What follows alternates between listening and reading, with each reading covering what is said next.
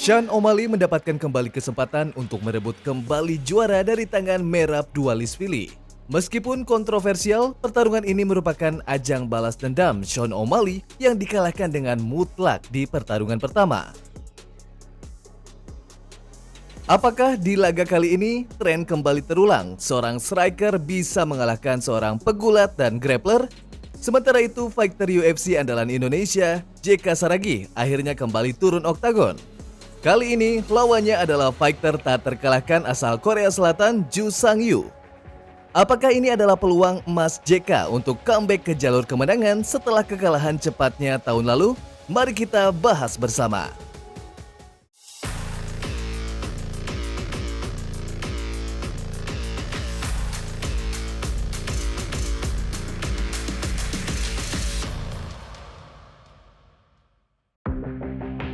Selamat datang kembali di MMA Corner ID, channel khusus buat kamu pecinta jagat tarung dunia. UFC Pay-Per-View akan kembali lagi di minggu ini. UFC Berjilid 316 ini akan diadakan di Prudential Center, New Jersey, Amerika Serikat, 8 Juni waktu Indonesia. Untuk pertama kalinya, JK Saragih akan berada dalam event pay-per-view di mana ini adalah peluangnya untuk memberikan yang terbaik dan tampil maksimal di hadapan penonton yang lebih banyak. JK Saragih akan mengisi pertarungan di early preliminary yang akan dimulai sekitar pukul 5 pagi waktu Indonesia Barat.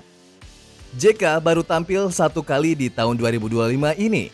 Setelah hampir 1 tahun tidak muncul, JK pun bertarung menghadapi fighter Korea Selatan Ju Sang-yu.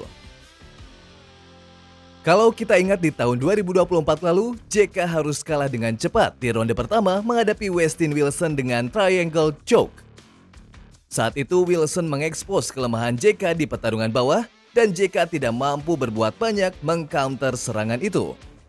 Kali ini dia menghadapi debutan UFC yang memiliki rekor tak terkalahkan 8-0. Sang-yu terakhir kali bertarung pada Desember tahun lalu untuk promotor MMA Korea Selatan, ZFN. Saat itu Sang-yu mengalahkan lawannya dengan straight left di ronde pertama. Sang-yu diprediksi tidak akan beradu striking yang agresif menghadapi JK yang sangat eksplosif dan memiliki power yang bisa langsung menyelesaikan pertarungan. Sang-yu akan memanfaatkan kelemahan JK di pertarungan bawah.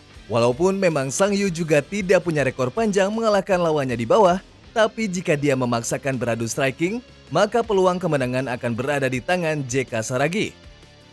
Kalau kita lihat, kedua fighter ini memang memiliki tipikal yang hampir sama. JK dan Sang-yu bertipikal striker yang eksplosif.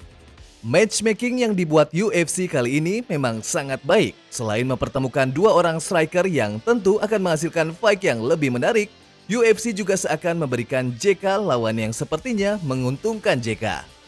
Tidak seperti lawan sebelumnya Westin Wilson yang merupakan grappler, maka inilah peluang JK untuk kembali ke jalur kemenangan mengamankan posisinya tetap di UFC. Untuk memenangkan pertarungan, JK harus bisa mengontrol posisi agar tetap menjauh dari pagar oktagon, bertahan dari serangan takedown, tetap berhati-hati saat melepaskan serangan-serangannya yang eksplosif. JK juga harus menjaga kardionya agar tidak cepat habis di ronde awal. Pertarungan ini kemungkinan akan berjalan seru karena kedua fighter ini adalah striker eksplosif. Jika kedua fighter tidak bertarung aman di bawah, maka kita akan menyaksikan duel adu striking habis-habisan yang sangat seru. Dan tentu sebagai fans MMA, sudah seharusnya kita mendukung JK Saragih sebagai fighter Indonesia agar bisa kembali meraih kemenangan di laga ini. Di laga utama yang sudah ditunggu-tunggu, pertarungan perebutan gelar juara kelas bantam, rematch antara juara bertahan Merab Dvalishvili kembali akan menghadapi Sean O'Malley. Pemilihan lawan Merab berikutnya memang sangat kontroversial. Sean O'Malley dipandang belum pantas kembali menghadapi Merab. Dua alasan utama yang mengapa O'Malley belum pantas kembali diberi title shot adalah: yang pertama, di pertarungan pertama O'Malley kalah dengan kemenangan angka mutlak. Selain kalah angka, O'Malley juga kalah volume serangan signifikan, takedown, dan ground control time. O'Malley tidak kalah split decision atau majority decision. Ia kalah mutlak walaupun dua juri memberikannya angka tipis 47-48. Yang kedua, O'Malley bukanlah Israel Adesanya ataupun Kamaru Usman yang memang memiliki legasi yang panjang di UFC. Sean saat itu hanya menang split decision menghadapi Piotr Yan dan langsung diberi title shot menghadapi Aljamain Sterling. Dan jangan lupa, sebelum menghadapi Piotr Yan, Sean masih berada di luar 10 besar sementara Piotr Yan saat itu berada di ranking pertama. Bisa dikatakan kalau Sean O'Malley selalu diberi kemudahan oleh UFC untuk menjadi juara. Padahal kalau kita lihat di persaingan di kelas bantam sendiri, masih ada Piotr Yan yang bisa dan layak dimajukan sebagai penantang gelar juara. Apapun itu, pertarungan di 316 sudah ditetapkan dan kedua fighter ini kembali akan bertarung dalam 5 ronde. Merab Dvalishvili masih sangat diunggulkan dalam laga ini. Secara gaya bertarung saja di atas kertas, Merab akan sangat mudah melucuti kekuatan serangan O'Malley. 12 kemenangan beruntun di UFC dengan 19 kemenangan merupakan tanda kalau Merab adalah benar-benar seorang The Machine. Kekuatan gulat dan kardionya menjadi senjata ampuh yang menakutkan bagi lawan-lawannya. Sementara itu, Sean O'Malley adalah striker dengan kekuatan one hit KO-nya. Kita bisa lihat bagaimana dia bisa mematikan pergerakan rekan satu tim Merab, Aljamain Sterling, saat perebutan gelar juara. Kecepatan dan jangkauan serangannya akan mungkin sangat membantunya dalam menghentikan tekanan Merab. Lantas, apakah kekuatan striking Sean O'Malley akan mampu menghentikan tekanan konstan yang dipakai The Machine? Kita masuk ke prediksi pertarungan.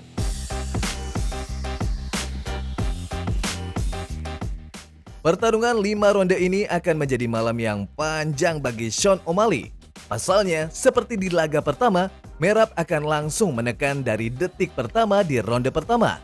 Merab diprediksi tetap dengan gaya bertarungnya yang mengandalkan gulat dan tekanan yang konstan untuk menghabisi kardio lawannya.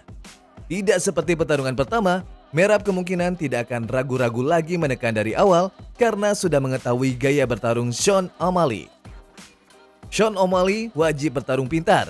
Di pertarungan pertama sebenarnya Sean bertarung bagus. Sean beberapa kali mampu melepaskan diri di pertarungan bawah.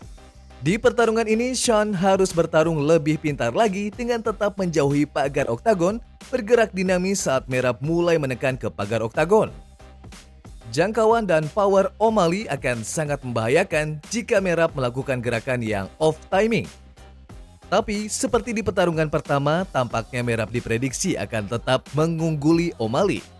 Kardio dan kekuatan gulatnya akan menjadi senjata utama untuk mendominasi pertarungan dan memenangkan laga dengan kemenangan angka mutlak. Dan bagaimana menurut kamu? Apakah Sean O'Malley akan berhasil merebut gelar juaranya? Ataukah dominasi Merab di kelas bantam akan tetap terjaga dengan kembali menjadi juara? Kita tunggu komentarnya di bawah. Demikian pembahasan kita kali ini. Jangan lupa like dan subscribe untuk terus mendapatkan info dan update berita seputar jagat tarung MMA dunia. Sampai jumpa lagi.